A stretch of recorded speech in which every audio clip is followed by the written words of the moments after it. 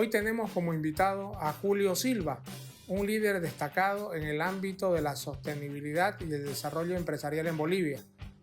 Con una trayectoria profesional que abarca más de 25 años, ha dedicado sus esfuerzos a promover iniciativas que fomenten el crecimiento sostenible y la responsabilidad social en el sector empresarial. Julio es un profesional comprometido con la promoción de prácticas sostenibles y ha sido un actor fundamental en la implementación de proyectos que buscan equilibrar el desarrollo económico con la conservación del medio ambiente. Julio ha trabajado en estrecha colaboración con diversas empresas e instituciones para impulsar la inversión de impacto y el capital de riesgo en Latinoamérica.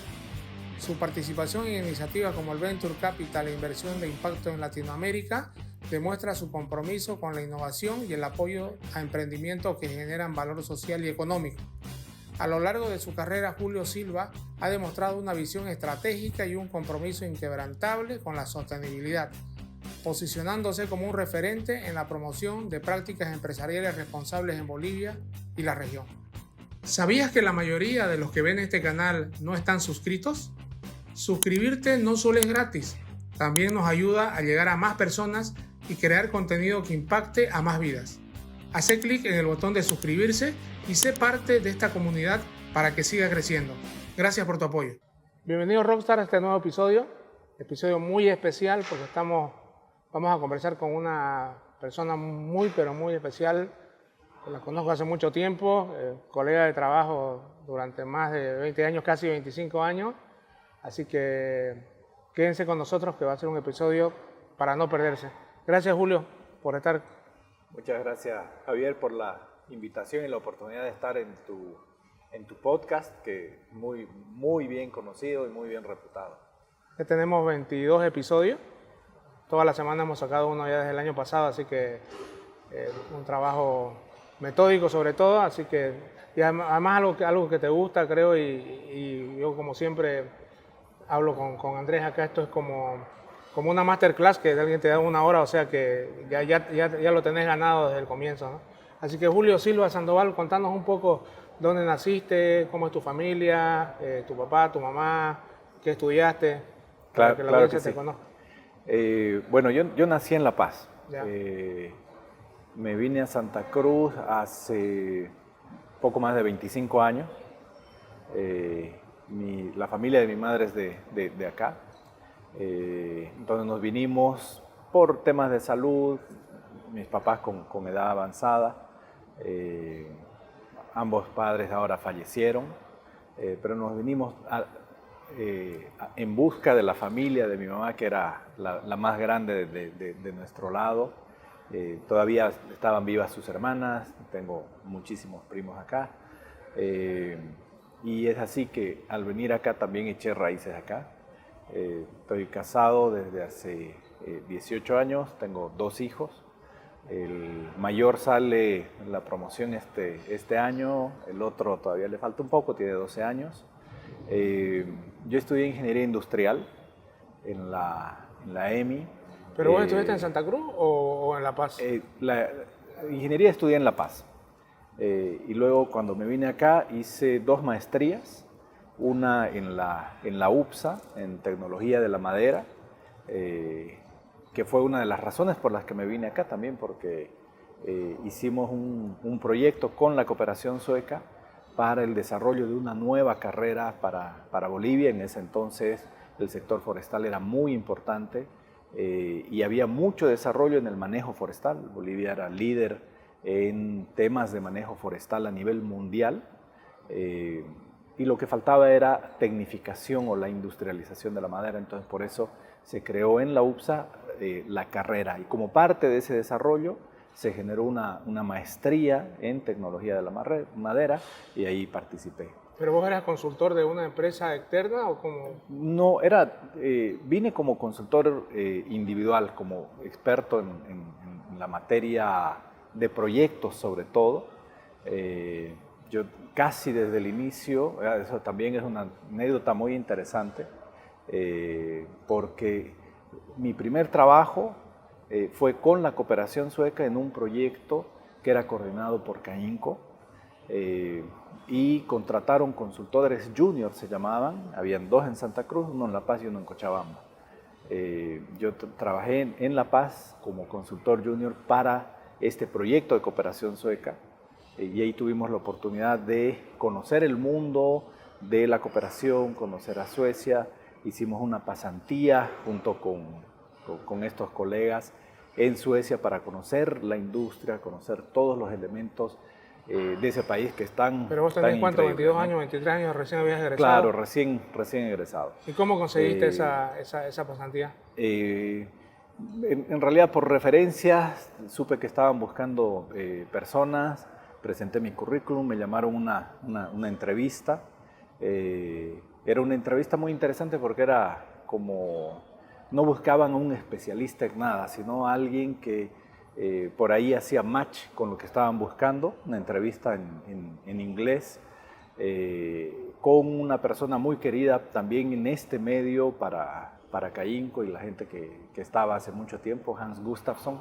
Yeah. Entonces, él no me preguntó nada de lo profesional, sino más bien como persona. Claro.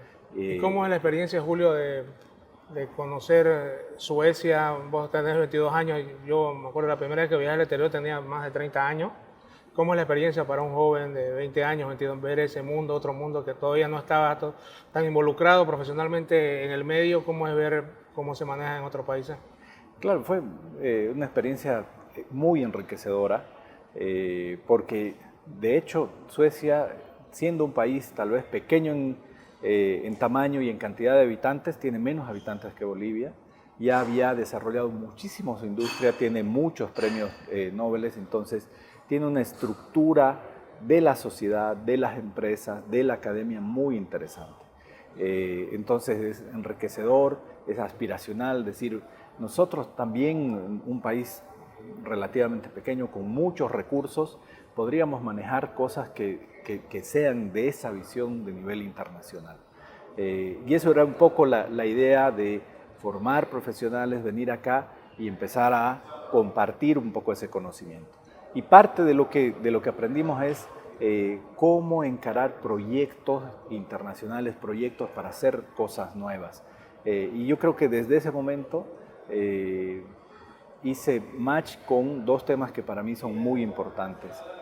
Uno es el tema de los proyectos y la cooperación, y el otro tiene que ver con el desarrollo sostenible, que también ahí pude entender por qué es importante tener el equilibrio de todos estos elementos. Y algo que te quiero contar, en mi último año de carrera profesional, por algún motivo al jefe de carrera se le ocurrió poner una materia que se llamaba Desarrollo Sostenible, que no formaba parte del currículum. Y tuvimos a 3 profesores que no eran docentes universitarios, seguramente también habían sido, pero eran miembros del gobierno, del nuevo Ministerio de Desarrollo Sostenible. Y ahí empezaron a explicarnos todos estos conceptos de este equilibrio que tiene que haber entre la naturaleza, el ser humano, la sociedad, pero también el crecimiento económico.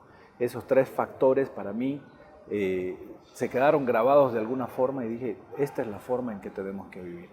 Ahora hablamos de sostenibilidad, hablamos de todos estos elementos. Para mí esa es la única forma en que se deben hacer las cosas. Entonces por eso cuando fui a Suecia y conocí todos estos elementos, dije, claro, este es el camino, esta es la ruta trazada.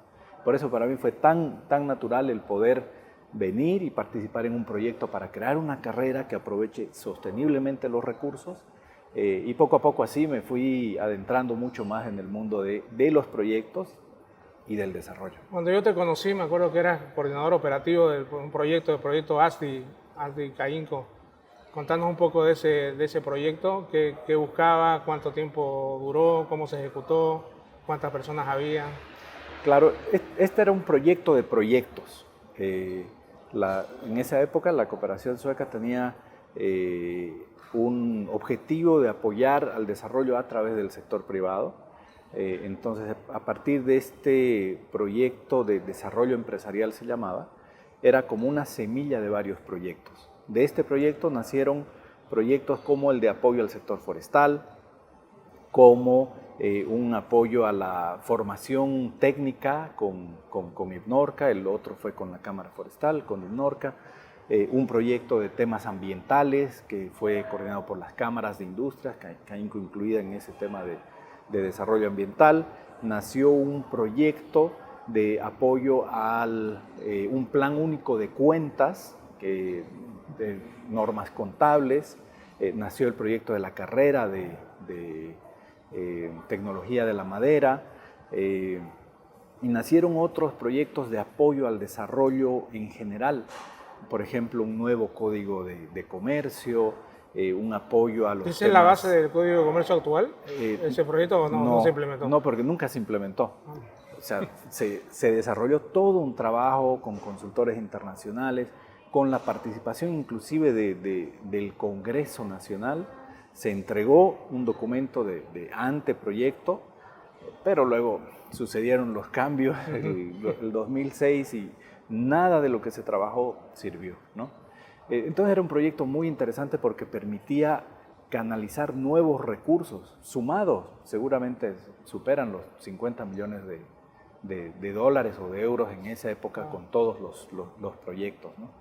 Claro, cada proyecto luego tenía una administración propia, una gestión propia.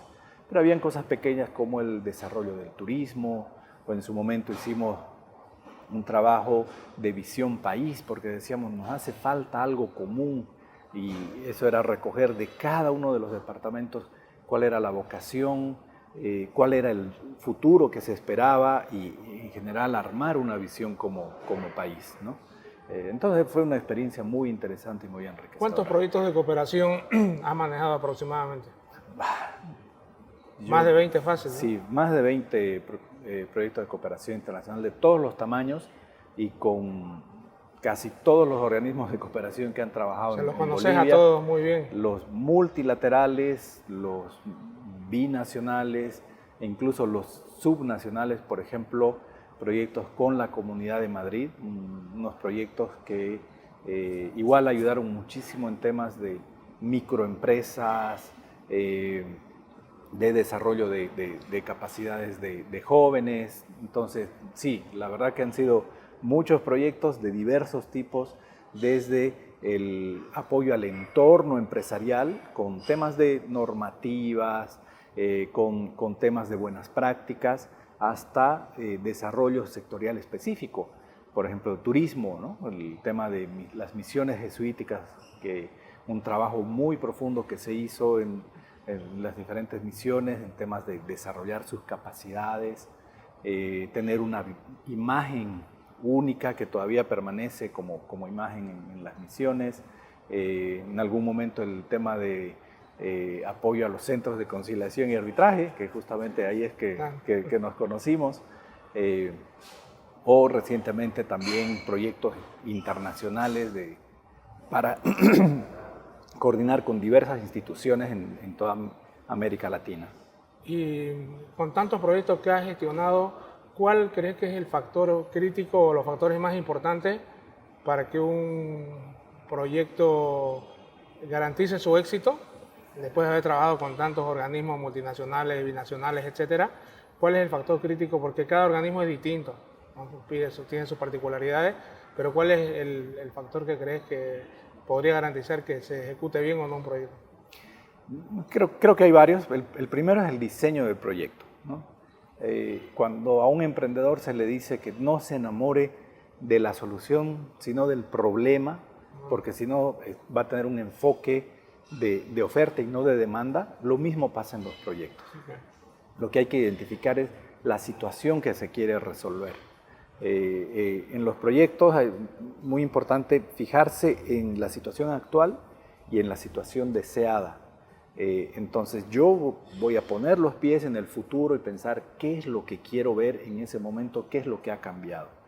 Entonces, de la misma forma, es el diseño de decir, quiero este objetivo, ¿qué tengo que hacer? ¿Cuáles son los pasos que tengo que alcanzar para finalmente lograr este objetivo? Entonces, el primero es el diseño. Ahora, en proyectos de desarrollo, a diferencia de un proyecto de construir un puente, van a haber muchos factores que cambien, ¿no? Un puente no va a cambiar de dirección a medio de construir, Un proyecto de desarrollo puede tener factores externos muy fuertes, entonces se necesita también una versatilidad y agilidad para hacer los cambios apropiados, que puedo cambiar un poco las cosas que voy a hacer sin cambiar el objetivo, por supuesto. Y algo fundamental también es el manejo de los recursos, ¿no? No solamente de los recursos económicos, sino también del equipo que va a hacer el trabajo y de tener un control, ¿no? Es muy importante comenzar bien, no retrasarse, generalmente los proyectos se retrasan, no retrasarse mucho al inicio, porque si no después cuesta retomar, y por supuesto la transparencia al momento de la ejecución y la rendición de cuentas. De los proyectos que has manejado, Julio, ¿cuál es el proyecto, no voy a decir estrella, pero cuál es el proyecto que podría decir, este proyecto sí ha tenido resultados y ahora vemos los resultados porque son muy tangibles, porque ahora hay tal efecto, algún efecto multiplicador? ¿Cuál de todos los que has manejado? Bueno, son muchos proyectos. Uno que creo que ha resultado muy interesante ha sido el proyecto de dinamización del ecosistema emprendedor. Este es un proyecto de apoyo al ecosistema de startups. Lo que se ha logrado ha sido articular a los diferentes actores y empezar a trabajar de forma coordinada apoyando a las startups.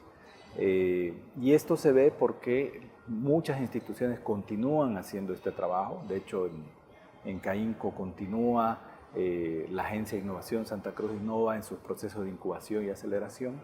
Los emprendimientos que han sido acelerados continúan en camino. Continúan los eventos que ya son insignia, como VCLAT, que es el Venture Capital and Impact Investment Summit. Los nombres son en inglés, pero es como el Foro Internacional de Venture Capital. Continúa y lo que hace esto es que Bolivia juegue en la misma liga que el resto de los países en estos temas, a pesar de estar muy retrasados en comparación a nuestros vecinos. Entonces es un resultado muy concreto y un proyecto relativamente reciente. ¿Cómo se lidera un proyecto desde el punto de vista de la gestión de los equipos? Porque cuando vos entras a un proyecto, vos sabés que un proyecto tiene una fecha de inicio y tiene una fecha de término. O sea, al cabo del proyecto, mucha de la gente se tiene que ir, otros se quedan para otro proyecto, pero ¿cómo se gestiona ese punto de vista humano? Sin duda es complicado, ¿no?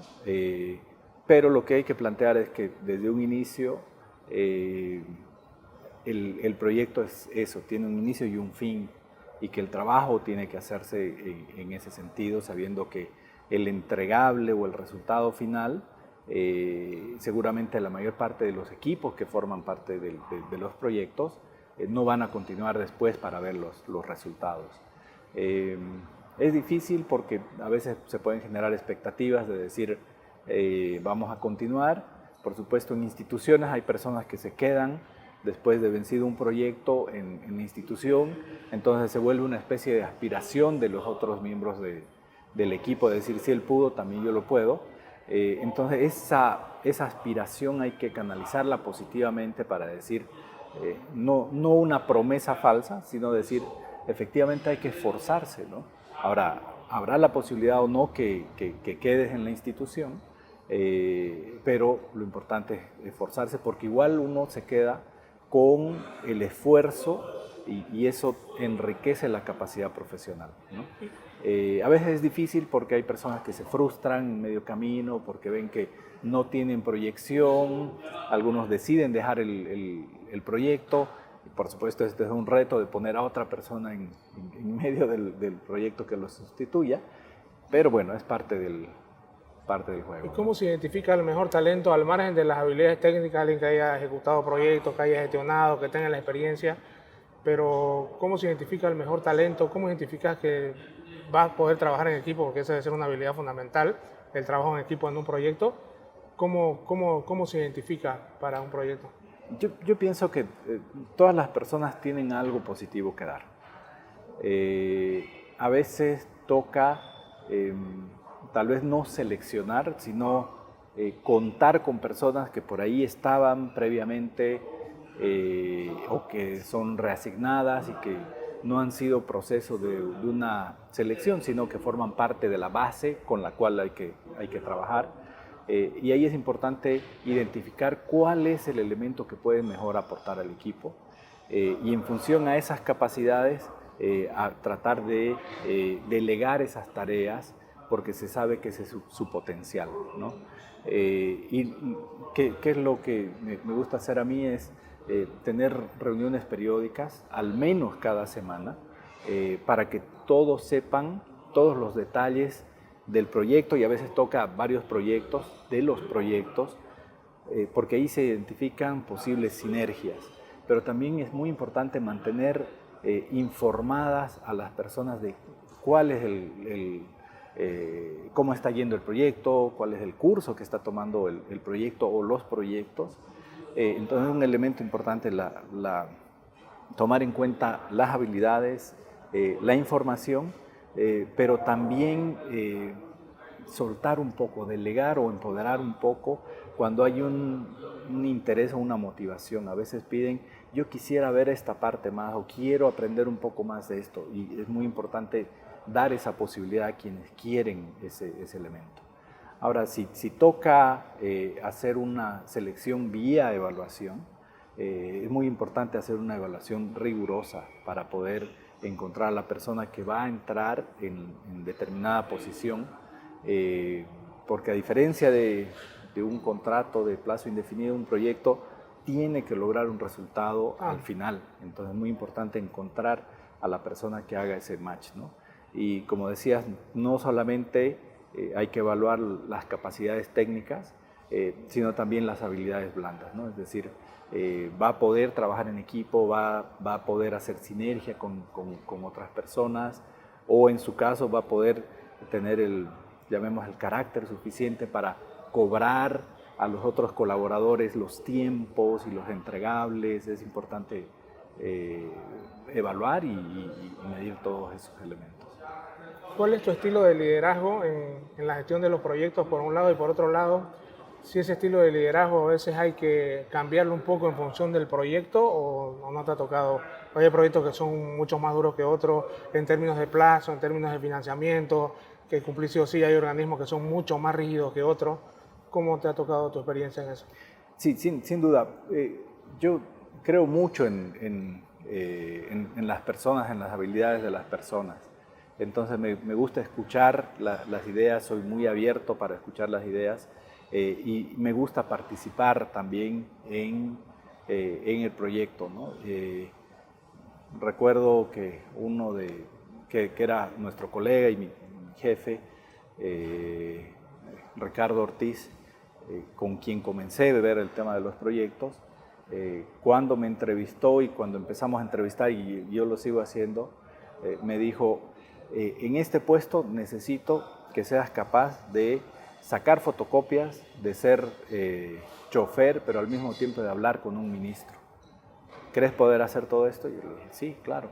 Entonces, en muchos casos se necesita esa habilidad amplia de una persona, y que seguramente no la pondremos a sacar fotocopias, pero sí que sepa que cuando hay que remangarse para hacer algo y sacar adelante un tema, tenemos que hacerlo. Pero al mismo tiempo de tener la altura y no tener, por más que no tenga un nombre su cargo, pero que tenga la altura de hablar con quien sea, de negociar, de lograr resultados. Me gusta mucho eso, empoderar al equipo, acompañar cuando a veces se ve que, no sé, hay un plazo muy corto. También me meto con el equipo para ver que se haga, incluso como un factor de demostración, de decir, también lo está haciendo, entonces tenemos que salir adelante. Y evidentemente hay que cambiar en función de ciertos hitos, ¿no? A veces hay que presentar informes en una fecha determinada, ahí hay que ejercer mucha más presión para que salgan los resultados. En otras ocasiones hay que promover más bien la creatividad, si es que hay que desarrollar nuevas cosas. Entonces sí, hay que ver la situación. A veces en un mismo proyecto hay que cambiar las formas de liderazgo del equipo. Nosotros decimos ese profesional de todo trecho, decimos que sea capaz de remangarse cuando toca trabajar, pero también entablar relación con cualquier persona, ¿no? Claro, exactamente, exactamente. Estos proyectos de desarrollo, si bien tienen un objetivo muy definido, son un ejemplo de las cosas que se tienen que hacer en cualquier organización y en cualquier empresa, de esas metas de corto plazo que hay que poder alcanzarlas, ¿no?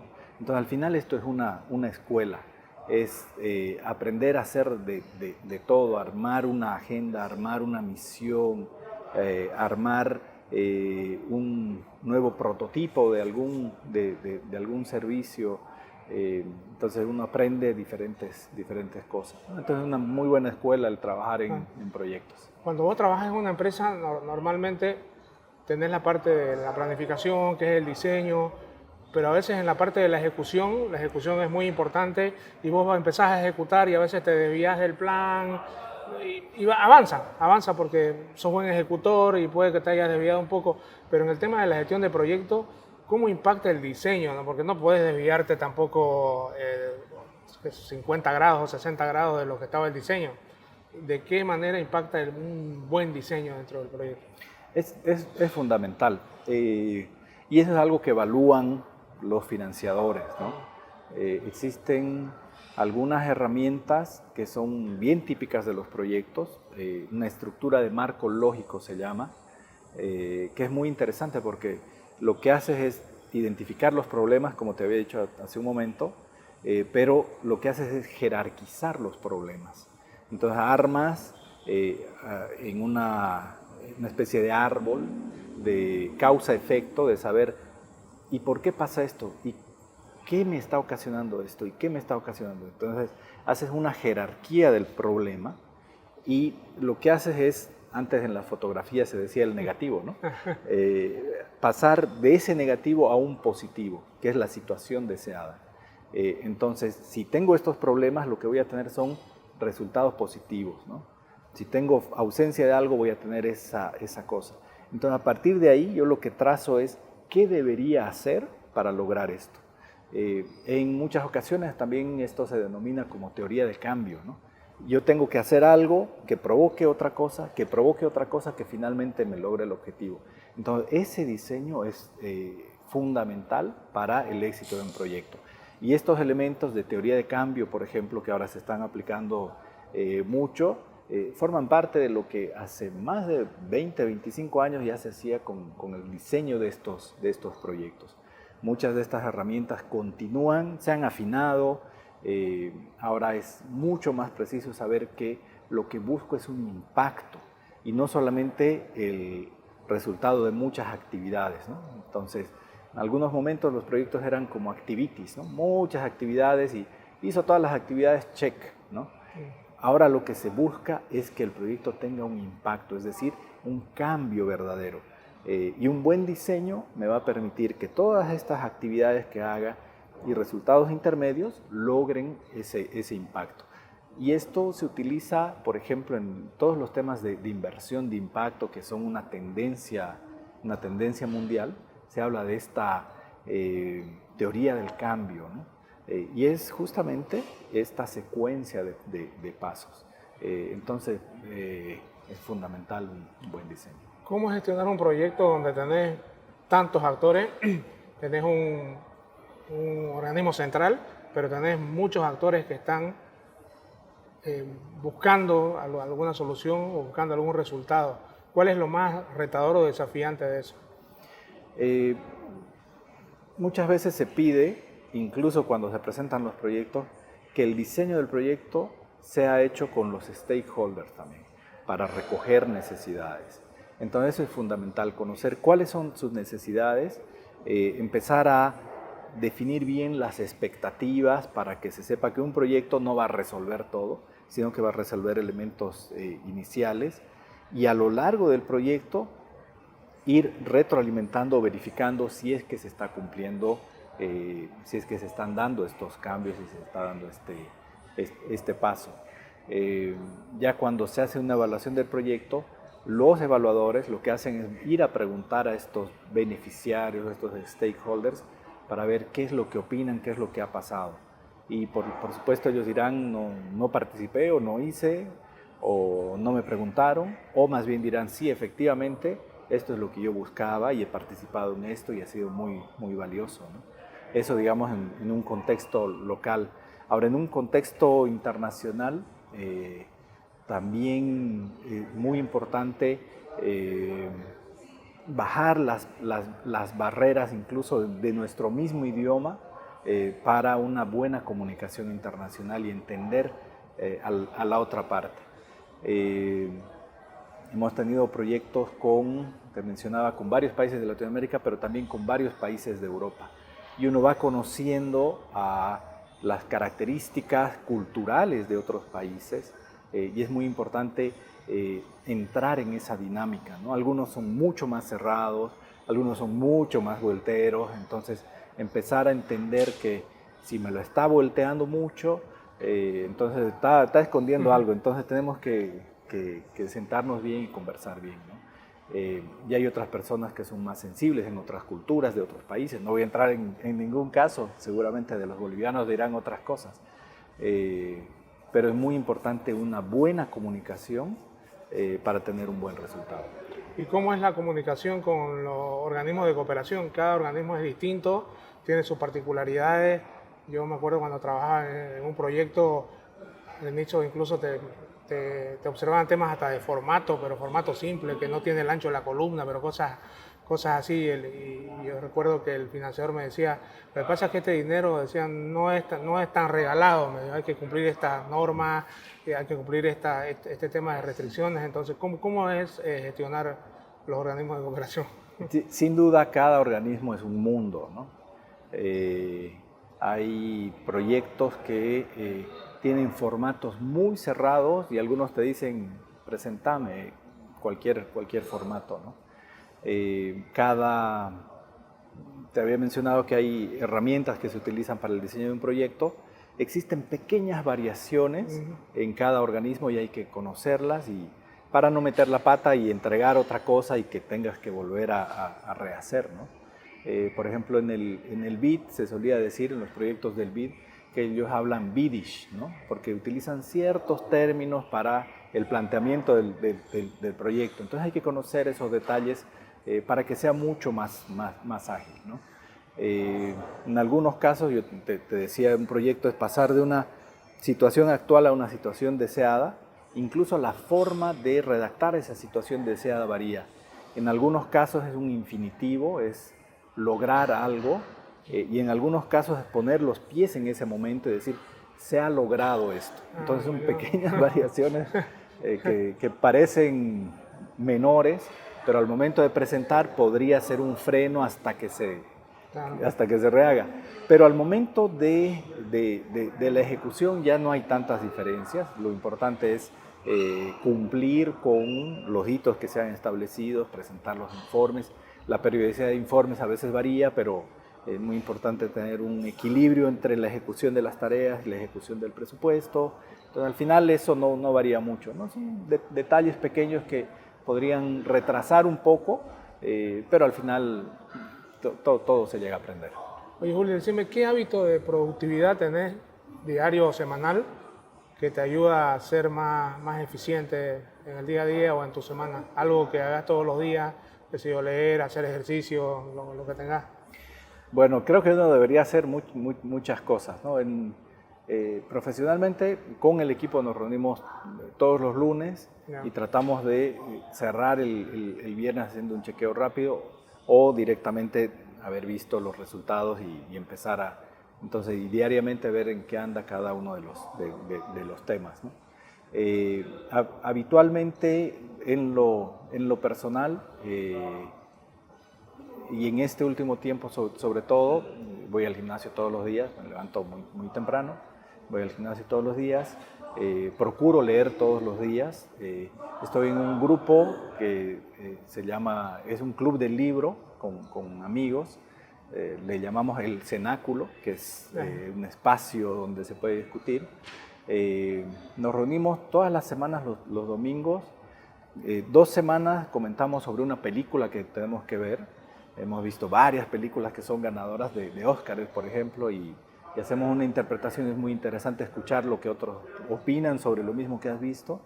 Y cada tercera semana nos reunimos para discutir un libro que hemos leído de diferentes temas, ¿no? Desde temas, por ejemplo, de inteligencia artificial de Suleiman, que es muy interesante, lo recomiendo, o temas como, por ejemplo, la última premio Nobel de la literatura, una escritora coreana.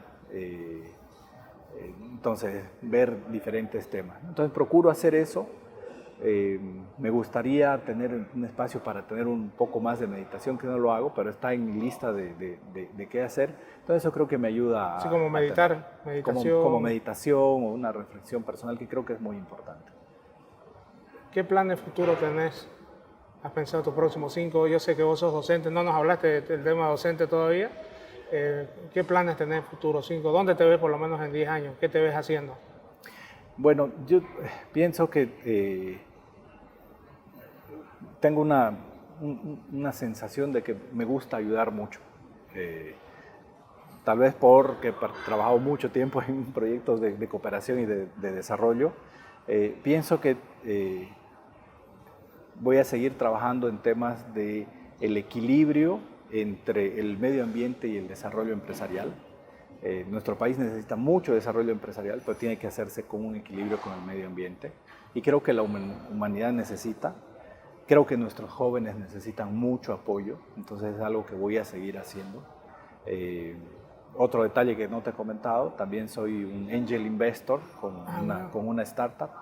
Y es algo que me interesa mucho, seguir apoyando a emprendedores que pueden tener ideas disruptivas y ayudar a que se construya un mejor futuro, ¿no? Entonces, ¿qué me gustaría hacer? Tener una participación más activa en estos temas, ¿no? Tanto de temas de desarrollo sostenible y apoyo a startups. Entonces, mi futuro va en ese camino. ¿Y clases? Siguiendo Doy 1 o 2 veces al año en maestría, justamente una maestría de proyectos donde cuento mi experiencia. No hay un texto de proyectos de desarrollo, entonces lo que hago es contar mi experiencia y muchos detalles. Podrías hacer un libro, Julio, con toda la experiencia que vos tenés, claro. Seguramente. No, porque eso no está escrito, o sea, la experiencia que contás, eso no está en los libros, está el marco lógico, la estructura y lo demás, pero la experiencia vivida con tantos proyectos de cooperación, con los organismos diferentes, yo creo que eso es, ¿no? Sí, efectivamente no hay ningún libro, entonces también me gusta dar estas clases y parto por estos temas de desarrollo sostenible, estos conceptos de los 17 Objetivos de Desarrollo Sostenible que son la guía de los proyectos de cooperación. Entonces, hablar de sostenibilidad es hablar de estos proyectos de desarrollo, ¿no? Te mencionaba el impacto. Entonces, estos proyectos no tienen sentido si no impactan en los ODS. Entonces, por eso hay que hablar de sostenibilidad. Y luego doy un giro hacia algo nuevo, una nueva forma de la cooperación, que es hacia las inversiones de impacto.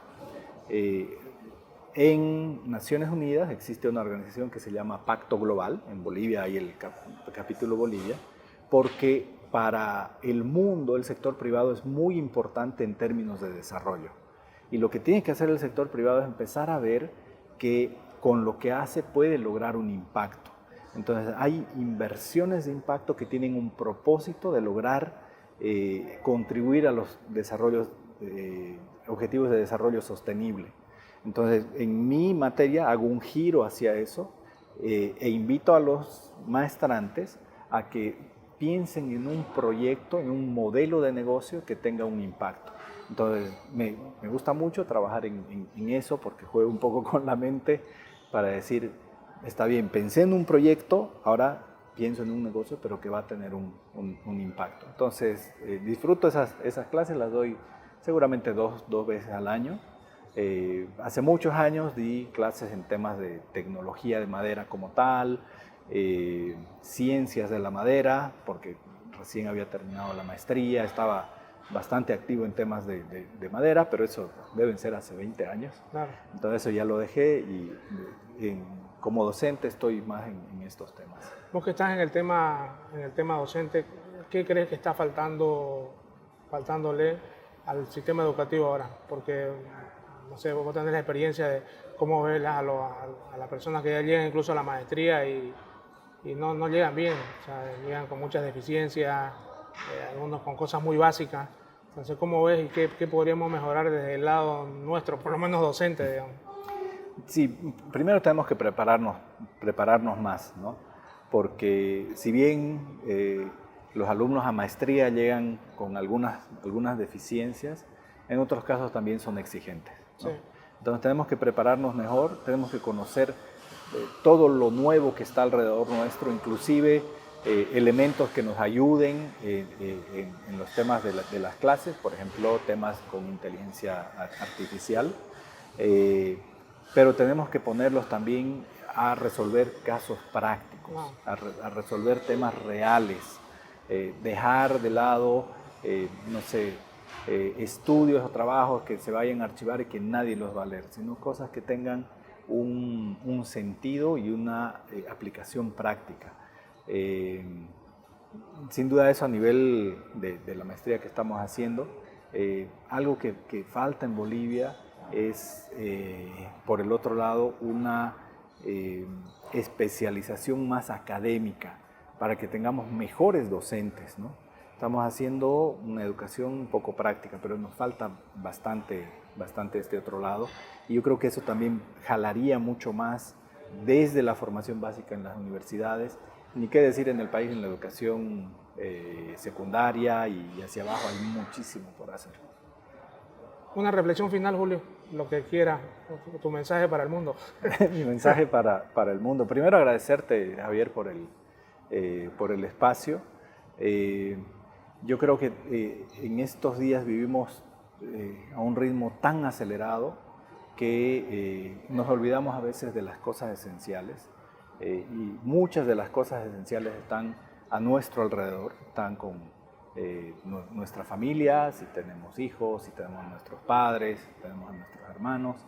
Es muy importante cuidar ese espacio, pero también es muy importante cuidarnos a nosotros, ¿no? Y algo que varias veces hemos conversado y también rescato de ti, de hace muchos años que haces actividad física para mantenerte bien, es muy importante ese cuidado de la parte física, pero también de la parte mental y de la parte espiritual.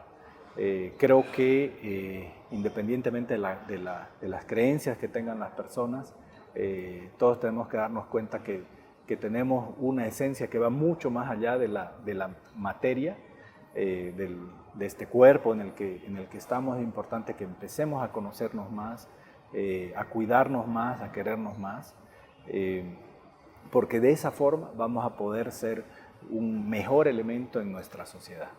Buenísimo, Julio. Gracias de verdad. Gracias, Javier.